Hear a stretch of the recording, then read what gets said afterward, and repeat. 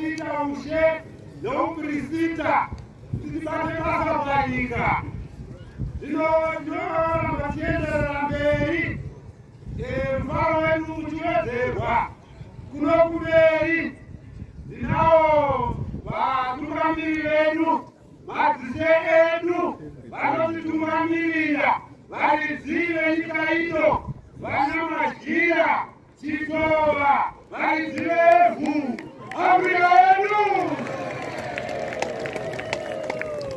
ndokudaro regai ndipe nguva inei kuna mambo mazuru vaive mufundi kuti vatipe mashoko mashoma vagotipira kuna mambo wetu. Kudzai Jehovha, kudzai Jehovha. Afrika yedu achino mufaro mukuru, mufaro wakanyanya, achina zvekutaura zvakawanda. Ndinorangarira mashoko akataurwa nomutumwa anzi usazviendera kutora kapu kupinda kunokupa gungwa. Wakamira ipapo nekapu iyoyo unorwa nemakunguka kusvikira uko. Saka zvandipa mufaro kuona kuti zvatonyanyisa kudarika zvazvanga zviri.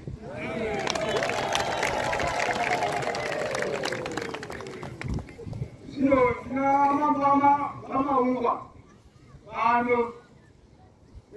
Mambo vamaungwa ndimambo vedu hama yangu mukoma wangu chaiye.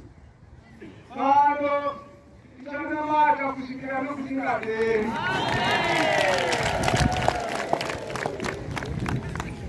Uye kana pane imwe nzvimbo inongoita sokunetsa zvimwe mambo kunzvimbo iyoyo unenge anetsa kuvanonzwisisa, asi takasununguka kundoona mambo iyeye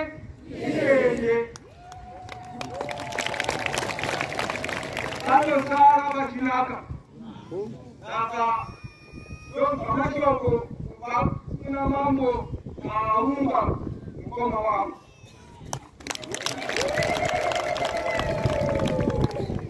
Mufaro wega wega adini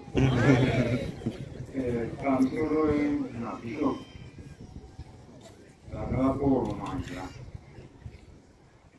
handina mashoko akawanda ndomwe anotaura mari anga aripo asi namba yapera. Ndomukasai mose nabishop mose ndochanyanya kusungira kukumhorosayo nokukuonai nekutinonawo. Mabhishopu akabva kunyika dzakasiyana siyana namabhishopu omuno mumasvingo. Bishop weMfute izvo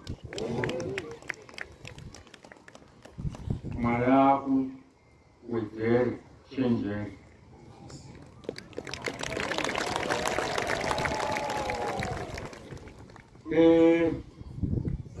Zvinonzi kamuka takamhora zvinoti vaKristu mumba mavo zvinofadza sei kana vari mimba yababa yaMwari baba wavo. Ndananga kutaura kuti chimwe chaita sokutora simba rangu ndichokuti mabvisa vanhu ndisina kumhorosai kana kukutendai.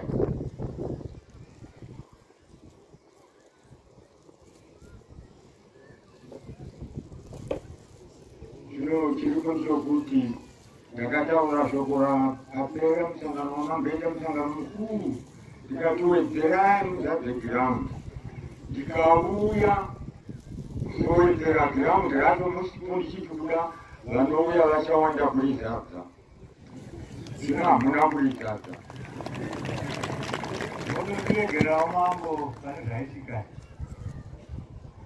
Saka wedzerai asi hamuna kukona kuwedza mhakawedzera. Tamtavarai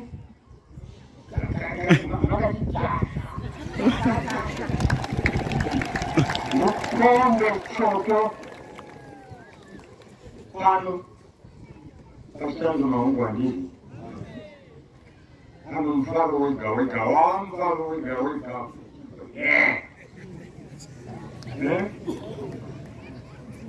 Msa hakuna usamira mpenzi Hakuna usamsaka Kandawarai Anjezi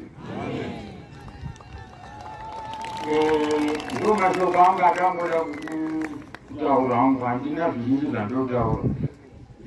Kesho mkalima katasha. Hakuna unutari. Unutara na maika.